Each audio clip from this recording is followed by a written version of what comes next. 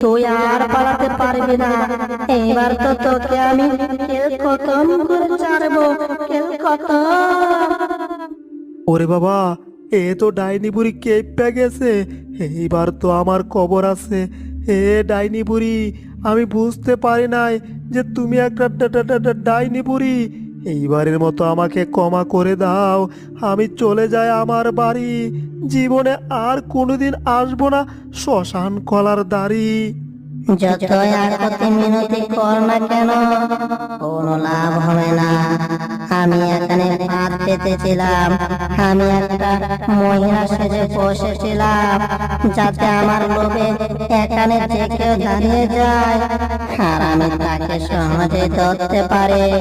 আর সেই পাদে আজকে তুই পড়েছিস, তোকে কি আর আমি ছাড়তে পারি? পারি না। এখন তোকে আমি ধরে